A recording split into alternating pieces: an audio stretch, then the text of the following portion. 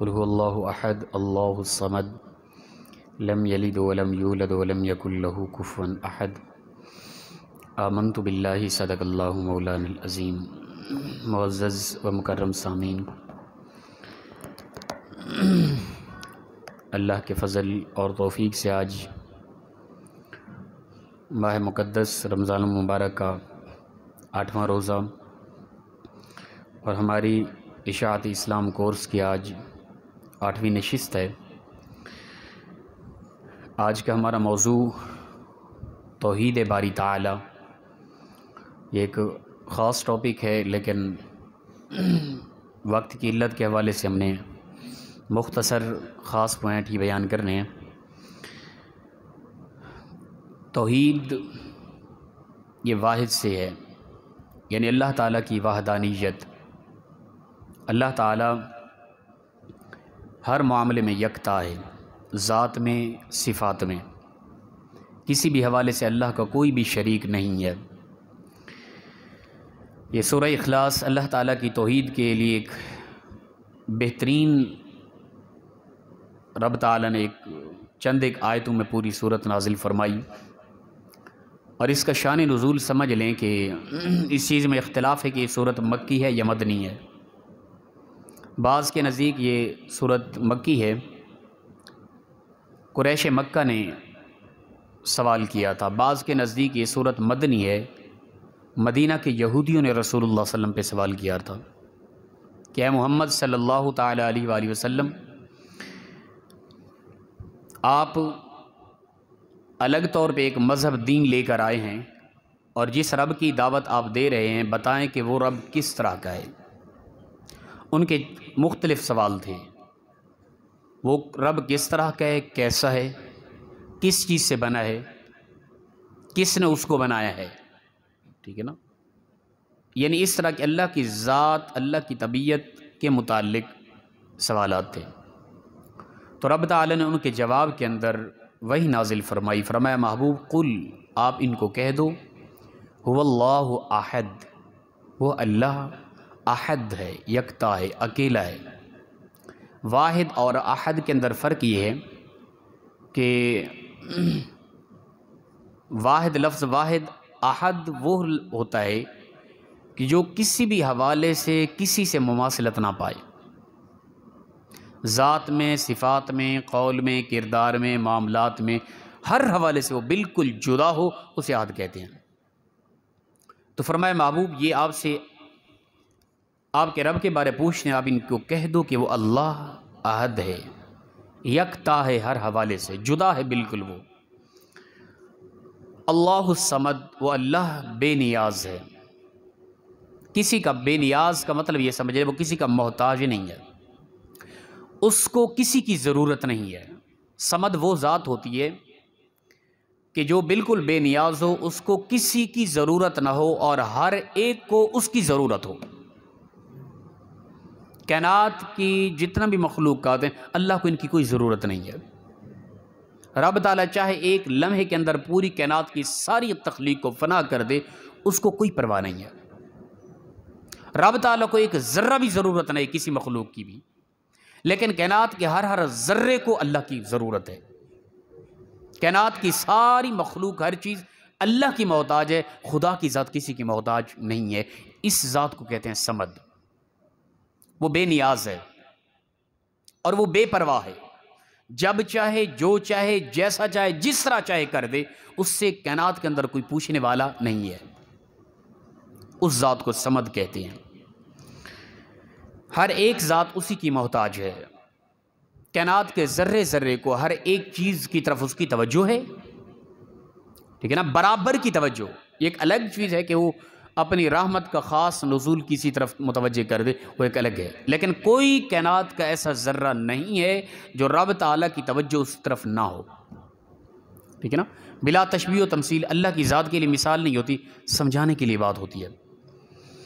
اب یہ مسجد کا اندر کا حال جتنا بھی ہے نا، اور باہر تک دروازے شیشے لگے ہوئے، باہر تک بھی لوگ نظر آ رہے ہیں، آپ اندر سارے لوگ میرے سامنے ہیں۔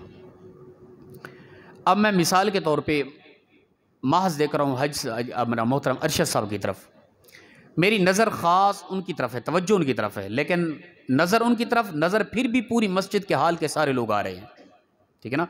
توجہ ایک طرف جا سکتی ہے، نظر اگرچہ پوری مسجد کے سارے حال کے سارے لوگ نظر آ رہے ہیں، توجہ ایک طرف ہی جا سکتی ہے، ٹھیک ہے نا.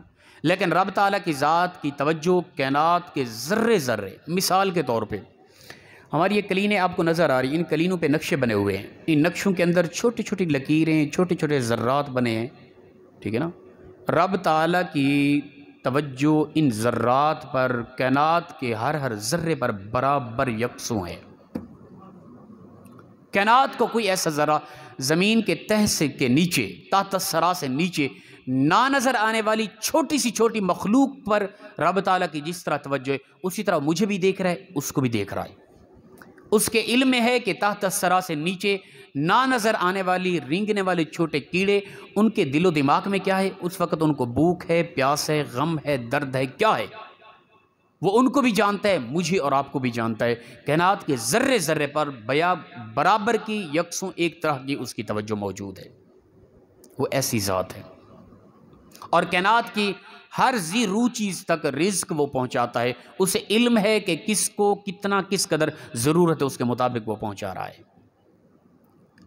ہوتا ہے نا کہ روایت کے اندر کہ قرآن پاک کی آیت ہے وَمَا مِن دَابَّةٍ فِي الْأَرْضِ إِلَّا عَلَى اللَّهِ رِزْقُهَا. کائنات کی ہر مخلوق، زمین پر چلنے والے چوپائے، ہر ایک کو رزق دینے والی اللہ کی ذات ہے. اس نے ہی ذمہ اٹھا رکھا ہے، وہ رزق دیتا ہے سب کو.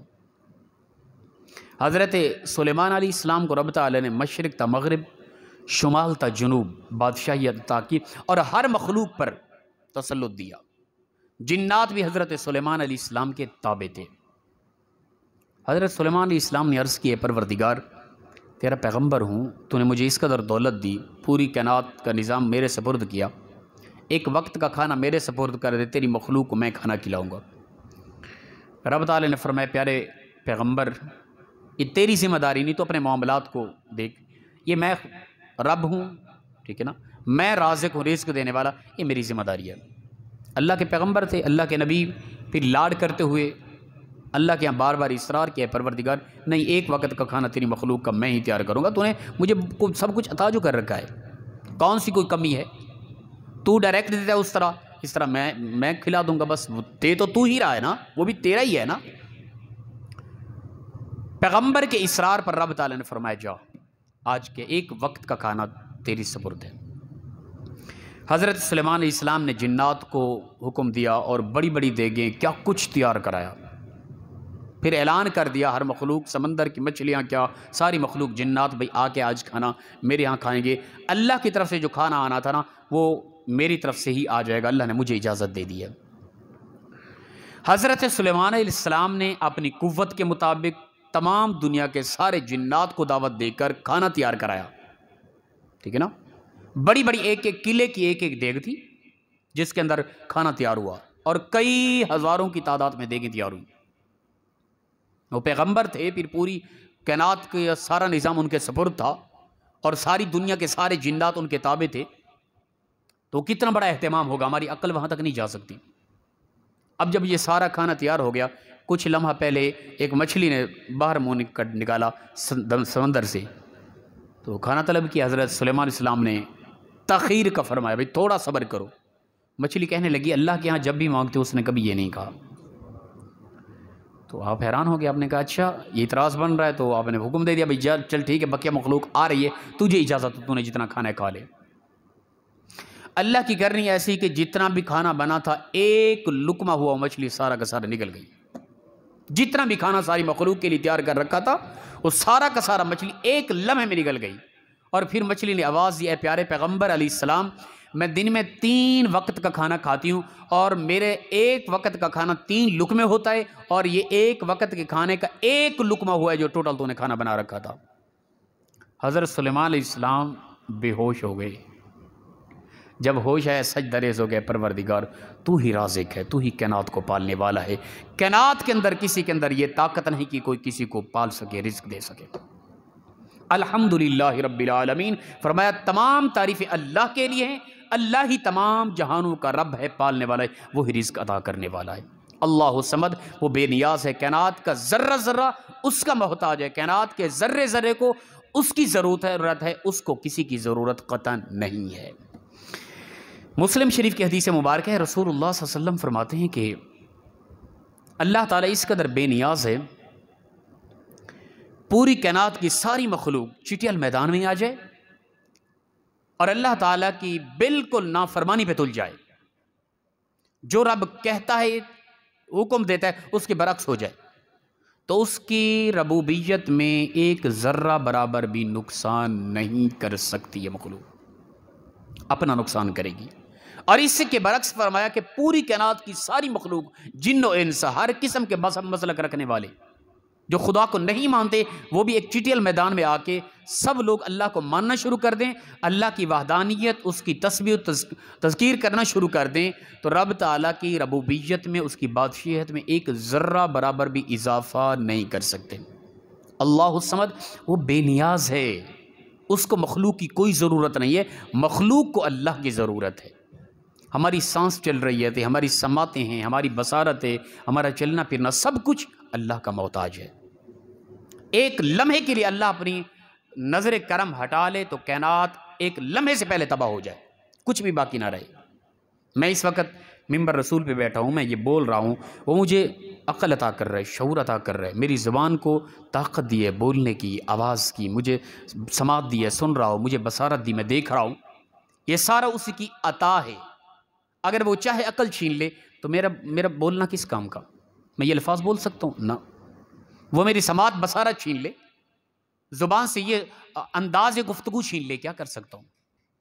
کائنات کی ہر مخلوق اس کی محتاج ہے، وہ کسی کا محتاج نہیں ہے۔ اس کو کہتے ہیں صمد، اللہ الصمد۔ فرمایا محبوب ان کو کہہ دو، یہ اللہ کے شجرہ نسب پوچھتے ہیں، ان کو کہہ دو وہ اللہ احد ایک ہے، اللہ الصمد، وہ بے نیاز ہے، صمد ذات ہے، لم یلد ولم یولد، نہ اس نے کسی کو جنا، نہ وہ کسی سے جنا گیا، ٹھیک ہے نا؟ وَلَمْ يَكُنْ لَهُ كُفُوًا أَحَدٌ، نہ ہی کوئی ایک اس کا ہم پلہ ہے، ہم مثل ہے، کائنات کے اندر کوئی اس کا ہم مثل نہیں ہے، وہ یکتا ہے۔ وہ سوال آتا ہے نا، بلکہ حدیث پاک بھی ہے کہ فرمایا کہ ان قریب وقت آئے گا، لوگ سوچیں گے، ذہن کے اندر یہ سوچ آئے گی بھی یار میں اپنے ماں باپ سے پیدا ہوا، میرے ماں باپ کو ان کے ماں باپ نے پیدا کیا، ان کے ماں باپ کو ان کے ماں باپ نے، حتیٰ کہ چلتے چلتے حضرت آدم علیہ السلام، پھر ان کو اللہ نے بنایا، اللہ کو کس نے پیدا کیا؟ یہ سوال ذہن میں آئے گا۔ اس لیے فرمایا احد، وہ ایک ہے، ٹھیک ہے نا؟ آپ اعداد و شمار کرتے ہوئے ایک سے شروع کریں گے، آگے چلتے جائیں، ایک سے 2 بنا، ایک سے 3 بنا، ایک سے 4 بنا، ایک سے 5 بنا، کروڑوں تک، اربوں کھربوں تک گنتی کرتے جائیں، آگے چلتے جائیں گے۔ یہ جتنا بھی اعداد و شمار یہ آ رہے ہیں، ایک سے ہی نکلے ہیں، ایک سے ہی بنے ہیں، ایک نے ہی ان کو بنایا ہے۔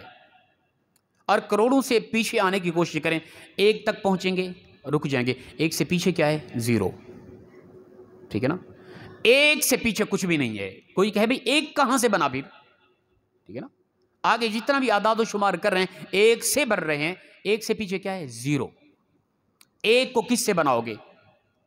ایک کو کسی سے نہیں بنا سکتے، ایک وہ ایک ہی ہے، واحد ہے، وہ کسی سے نہیں بنا، ہر چیز کو اس ایک نے ہی بنایا ہے۔ وہ ایک کون ہے؟ وہ اللہ ہے، ٹھیک ہے نا؟ ہم کہیں کہ ہم اپنے ماں باپ سے، وہ اپنے ماں باپ سے، وہ اپنے ماں باپ سے، حضرت آدم سے، ٹھیک ہے نا؟ یہ اس وقت بھی کچھ دہری ایسی قوم ہے جو سوال اٹھاتی ہے بھئی اللہ کو پھر کس نے پیدا کیا؟ اچھا تم یہی ترتیب لے کے چلتے جاؤ، ہم اپنے ماں باپ سے، وہ اپنے ماں باپ سے، وہ اپنے ماں باپ سے، وہ آدم سے، اس کو اللہ نے پھر علی یاس باللہ استغفر اللہ، اگر سوچیں پھر اللہ کو کس نے پیدا کیا؟ اگر جس نے اللہ کو پیدا کیا پھر اس کو کس نے پیدا کیا؟ ٹھیک ہے نا؟ پھر اس سے پیچھے اس کو کس نے پیدا کیا؟ پھر اس سے چلتے جائیں، کہیں رک سکتے ہیں کیا یہ سوال ممکن ہے رک سکتا ہے؟ نہیں رک سکتا، یہ سوال ہوتا جائے گا، پھر اس کو کس نے پیدا کیا، پھر اس کے، یہ چلتا، یہ ناممکن، یہ غلط ہے، یہ پاگل پن ہے، بے وقوفی ہے۔ اس لیے ہم کہتے ہیں کہ اللہ ایک ہے، ایک سے پیچھے 0 ہے، کچھ بھی نہیں ہے، وہ ایک واحد وہ ذات ہے جس نے ہر چیز کو پیدا کیا، وہ کسی سے پیدا نہیں کیا گیا، لم یلد ولم یولد ولم یکن لہ کفوا احد۔ یہ اللہ کی توحید ہے، وہ اکیلا ہے، تنہا ہے، اس کے ساتھ اور کوئی ہم پلہ نہیں، ہم شریک نہیں ہے، اور نہ کسی نے اس کو جنا، نہ وہ جنا گیا، اس نے کائنات کی تخلیق کی ہے، یاد رکھیں۔ اللہ اکبر۔ دنیا کے اندر اللہ تعالیٰ کی نعمتوں میں سے ایک عظیم تر نعمت رب تعالیٰ نے انسان کو جو عطا کی وہ عقل ہے، ٹھیک ہے نا، جس سے انسان سوچتا ہے۔ اور سوچنے کی دو چیزیں، دل اور دماغ، ان دونوں کو عقل کہا جاتا ہے، ٹھیک ہے نا۔ علم والے لوگ ان دونوں کو عقل کہتے ہیں، دل و دماغ۔ تو رب تعالیٰ نے جن عقل عطا کیا نا، عقل یہ سب سے بڑی نعمت ہے۔ اس عقل کے ذریعے انسان اللہ کی پہچان کرتا ہے، ٹھیک ہے نا۔ قرآن پاک کے اندر 15واں پارہ سورہ بنی اسرائیل کی آیت نمبر 36 ہے۔ رب تعالیٰ فرماتا ہے وَلَا تَقْفُ مَا لَيْسَ لَكَ بِهِ عِلْمٌ إِنَّ السَّمْعَ وَالْبَصَرَ وَالْفُؤَادَ كُلُّ أُولَٰئِكَ كَانَ عَنْهُ مَسْئُولًا۔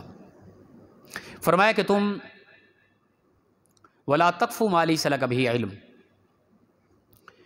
کہ تم نہیں سمجھ سکتے بغیر علم کے کچھ بھی، علم کے بغیر کچھ نہیں سمجھ سکتے۔ علم ہوگا، عقل شعور ہوگا تو تم کچھ سمجھ پاؤ گے۔ تو فرمایا کہ تم سوچو اور توجہ کرو اپنی عقل کے شعور کے ذریعے۔ تمہاری عقل اور دل کے متعلق تم سے پوچھا جائے گا قیامت والے دن کہ تمہارے رب نے تمہیں عقل شعور عطا کیا تھا، تم نے اپنے رب کی پہچان کی کس قدر کوشش کی تھی۔ اسی طرح سورہ الاعراف کی آیت نمبر 179 ہے۔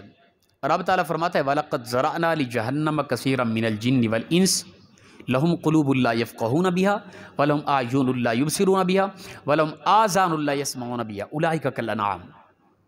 فرمایا کہ بہت سارے جن و انس ایسے ہیں جن کے لیے رب تعالیٰ نے جہنم کو تیار کر رکھا ہے۔ وہ کون سے ہیں؟ جن کو اللہ نے دل، عقل، شعور، سماعت، بصارت عطا کی، لیکن ان کے ذریعے وہ فقاہت نہیں رکھتے، سوچتے نہیں ہیں۔ اللہ نے عقل عطا کی، اس کے ذریعے وہ سوچتے نہیں، اللہ کی قدرتوں کا مشاہدہ کرتے نہیں ہیں۔ اولئک کالانعام، یہ جانوروں کی مثل ہیں، بل ہم اضل، بلکہ جانوروں سے بھی بدترین ہیں یہ لوگ۔ اللہ نے عقل عطا کی لیکن اس عقل کے ذریعے اللہ کے معاملات کا مشاہدہ کرنے کی کوشش نہ کی، یہ جانوروں کی مثل ہیں، بلکہ بل ہم اضل، جانوروں سے بھی بدترین لوگ ہیں یہ۔ اسی طرح سورہ ملک اس کی آیت نمبر 10 ہے۔ رب تعالیٰ ارشاد فرماتا ہے اللہ اکبر وَقَالُوا لَوْ كُنَّا نَسْمَعُ أَوْ نَعْقِلُ مَا كُنَّا فِي أَصْحَابِ السَّعِيرِ۔ اور فرمایا کہ قیامت والے دن جب جہنم کی طرف چلے جائیں گے نا وہ لوگ جن کو عقل عطا کی تھی، ٹھیک ہے نا، وہ کہیں گے کاش کہ ہم سن لیتے اور عقل کر لیتے، عقل کے ذریعے کچھ سوچ لیتے دنیا کے اندر، تو آج ہم جہنم میں نہ ہوتے۔ جہنم والے یہ کہیں گے، افسوس کریں گے اپنی عقل پر کہ ہمیں اللہ نے عقل تو عطا کی لیکن عقل کے ذریعے سوچا نہ۔ فَاعْتَرَفُوا بِذَنبِهِمْ، اللہ فرماتے ہیں اب انہوں نے جہنم کے اندر جا کے اپنی عقل ہونے کے باوجود نہ استعمال کرنے کا اقرار کر لیا، اپنے گناہوں کا اقرار کر لیا ہے۔ اللہ فرماتا ہے فَسُحْقًا لِأَصْحَابِ السَّعِيرِ، ان جہنم میں رہنے والوں پر اب خدا کی لعنت ہے کہ دنیا کے اندر سمجھنے کی کوشش کیوں نہ کی انہوں نے۔ رب تعالیٰ نے ان کو عقل شعور عطا کیا تھا، دنیا میں سمجھنے کی کوشش کیوں نہ کی انہوں نے۔ تو لہٰذا ہمارے پاس عقل اور شعور ہے، رب تعالیٰ نے اس عقل اور شعور کے ذریعے انسان کو توجہ دلائی دو علوم کی طرف، ٹھیک ہے نا۔ ایک علم قرآن پاک وحی، ٹھیک ہے، اور قرآن پاک انہی دو علوم کی طرف توجہ دلاتا ہے، علم وحی اور علم مشاہدات، جس کو علم سائنس کہتے ہیں۔ سائنس بھی اللہ کا علم ہے، قرآن و حدیث کے اندر ہے، ٹھیک ہے نا۔ تو رب تعالیٰ نے ان دو علوم کی طرف توجہ دلائی، علم وحی جو اللہ کی طرف سے ڈائریکٹ قرآن پاک کے اندر نازل ہوا، اور علم مشاہدات، دنیا کائنات کا مشاہدہ کرنا، جس کو علم سائنس کہتے ہیں۔ علم وحی قول الہی ہے اور علم مشاہدات فعل الہی ہے، ٹھیک ہے نا۔ قرآن پاک اللہ کا قول ہے، یہ دنیا جہان اللہ کا فعل ہے۔ رب تعالیٰ نے قرآن پاک کے اندر بتا دیا، دنیا جہان کو بنا کر دکھا دیا کہ یہ خدا ہے، یہ اللہ ہے۔ اب وحی کے ذریعے ہم اللہ کے قول کو سمجھیں گے اور کائنات کے مشاہدات کے ذریعے اللہ کے فعل کو سمجھ کر اللہ کی وحدانیت کو پہچاننے کی کوشش کریں گے۔ یہ دو علوم ہیں، یاد رکھیں دنیا کے اندر۔ قرآن پاک ان دونوں علوم کی طرف توجہ دلاتے ہیں، اپنی ذات کی طرف قول الہی کی طرف اور مشاہدات کی طرف، سائنس کی طرف، دنیا کے مشاہدات کی طرف۔ دنیا کا نظارہ کرو، دنیا کو دیکھو۔ اس حوالے سے میں چند ایک مثالیں دے جاؤں قرآن اور سائنس کے حوالے سے۔ ہمارے ہاں کچھ ساتھی الگ طبیعت رکھتے ہیں، وہ سمجھتے ہیں نہیں جی قرآن اور سائنس جدا چیز ہے، ٹھیک ہے نا۔ آج اگر تحقیق کر کے کوئی سائنس کسی چیز کی وضاحت کر رہی ہے نا، اس کی وضاحت آج سے 1450 سال پہلے اسلام اور قرآن کر چکا ہے۔ اس کی میں چند ایک مثالیں دے دیتا ہوں۔ اللہ اکبر۔ سائنس آج کہتی ہے کہ زمین پر سب سے پہلے، سائنس کا مشاہدہ ہے، آلات کے ذریعے اس نے تحقیق کی، پتہ چلا جب زمین پیدا ہوئی نا تو زمین پر سب سے پہلے رب تعالیٰ نے، وہ کہتی ہے کہ زمین جب پیدا ہوئی سب سے پہلے زمین پر پہاڑ رکھے گئے، پہاڑوں کو پیدا کیا گیا سب سے پہلے زمین پر۔ یہ آج سائنس نے اپنے آلات و مشاہدات کے ذریعے اس چیز کی وضاحت کی ہے، لیکن قرآن پاک آج سے 1450 سال پہلے وَجَعَلَ فِيهَا رَوَاسِيَ مِن فَوْقِهَا، رب تعالیٰ فرماتے ہیں ہم نے جب زمین کو پیدا کیا سب سے پہلے اس زمین کے اوپر پہاڑوں کو رکھ دیا ہے۔ سائنس آج کہہ رہی ہے، قرآن پاک 1450 سال پہلے اس کی وضاحت کر چکا کہ رب تعالیٰ نے زمین کی تخلیق کے بعد سب سے پہلے زمین پر پہاڑوں کو رکھا ہے، اور سائنس مشاہدات کے ذریعے آج اس نے وضاحت کی تو بڑی کمال جی، سائنس نے ایک بہت بڑی تحقیق کر لی ہے جی۔ سب سے پہلے زمین پر کیا پیدا ہوئی؟ پہاڑ۔ رب تعالیٰ 1450 سال پہلے قرآن یہ بیان کر چکا ہے، وہ اللہ کا فعل تھا، اللہ نے اپنے قول کے ذریعے اس چیز کی پہلے وضاحت کر دی ہے۔ دوسری مثال، آج سائنس کہتی ہے کہ زمین و آسمان ایک وحدت تھی، ایک وجود تھا، یہ جدا نہ تھے، زمین و آسمان ایک تھی۔ یہ سائنس کا آج کا مشاہدہ ہے، ٹھیک ہے نا۔ آلات کے ذریعے مشاہدہ کیا، سائنس نے کہا کہ زمین و آسمان وحدت تھی، ایک وجود تھا، الگ آسمان الگ زمین نہ تھا، ایک ہی وجود تھا۔ اور آج سے 15.5 کروڑ 100 سال پہلے ایک دھماکہ ہوا، یہ سائنس کی تحقیق ہے۔ 15.5 کروڑ 100 سال پہلے ایک دھماکہ ہوا، اس دھماکے کی وجہ سے زمین و آسمان پھٹے، ایک وجود پھٹا اور یہ آسمان جدا ہو گیا، زمین یہ نیچے رہ گئی۔ یہ مشاہدہ ہے سائنس کا۔ اس پر قرآن پاک کے اندر یہ 17واں پارہ ہے سورہ انبیاء، رب تعالیٰ ارشاد فرماتا ہے اولم یر الذین کفروا ان السماوات والارض، فرمایا کیا یہ کافر نہیں دیکھتے کہ بے شک زمین و آسمان کانتا رتقا ففتقناہما، یہ ایک وحدت تھی، ایک ہی وجود تھا۔ رب تعالیٰ فرماتے ہیں کیا یہ کافر نہیں دیکھتے کہ زمین و آسمان ایک وجود تھا، یعنی آنے والے وقت میں سائنسی آلات کے ذریعے، مشاہدات کے ذریعے سائنس اس چیز کی تحقیق کر لے گی کہ زمین و آسمان وحدت تھی، ایک وجود تھا، یہ جدا نہ تھے، ایک وجود تھا۔ رب تعالیٰ فرماتے ہیں کیا انہوں نے نہ دیکھا کہ ایک وجود تھا زمین و آسمان، پھر رب تعالیٰ نے ان کو جدا جدا کر دیا، ٹھیک ہے نا۔ سائنس کہتی ہے دھماکہ ہوا، دھماکے کی وجہ سے زمین الگ آسمان الگ ہو گیا، رب تعالیٰ نے آج سے 1450 سال پہلے اس چیز کی وضاحت کر دی، یہ دھماکہ کرنا، زمین و آسمان کی وحدت کو توڑ کر جدا کرنا، یہ رب تعالیٰ کا فعل تھا، اللہ نے اس فعل کو اپنے قول کے ذریعے آج سے 1450 سال پہلے قرآن کے اندر وضاحت کر دیے، سائنس آج بتا رہی ہے۔ یہ دو علوم، اسی طرح آگے چلنے کی مثال ہے، سائنس کہتی ہے کہ جب یہ زمین و آسمان پھٹ گئے نا تو آسمان کی طرف اوپر والی سائڈ پہ کروڑا میل کی بلندیوں پر زمین و آسمان کے پھٹنے اور دھماکے کی وجہ سے دھواں ہی دھواں تھا، ٹھیک ہے نا، اور اس دھوئیں کے آثار اب بھی موجود ہیں، یہ سائنس کے آلات کے ذریعے آج سائنس نے اس کا مشاہدہ کیا، وہ دھواں اب بھی موجود ہے۔ وہ کیوں موجود ہے؟ زمین و آسمان کے پھٹنے اور دھماکے کی وجہ سے۔ رب تعالیٰ نے اسی صورت کے اندر آج سے 1450 سال پہلے اس کی مکمل وضاحت فرما دی۔ رب تعالیٰ فرماتا ہے ثم استوى الى السماء وهي دخان، رب تعالیٰ نے جب زمین و آسمان کی وحدت کو توڑا، الگ کر دیا زمین و آسمان کو، پھر رب تعالیٰ نے استوا فرمایا عرش کی طرف، اور پھر اوپر سے توجہ فرمائی رب تعالیٰ نے وهي دخان، اوپر دھواں ہی دھواں سارا نظر آیا۔ آج سائنس جو کہہ رہی ہے یہ 1450 سال پہلے اسلام اس کو بتا چکا ہے، وہ رب کا قول فعل تھا جو عمل ہوا زمین و آسمان کا پھٹنا، اور رب تعالیٰ نے اپنے قول کے ذریعے قرآن کے اندر اس کی وضاحت فرما دی ہے۔ اللہ اکبر۔ آج سائنس کہتی ہے کہ تحقیقات کے بعد کہ اپنا زندگی کا عرصہ زیادہ قبل از تخلیق اس ظاہری وجود سے پہلے انسان تھا تو زندگی کے 4 مراحل تھے، ٹھیک ہے نا؟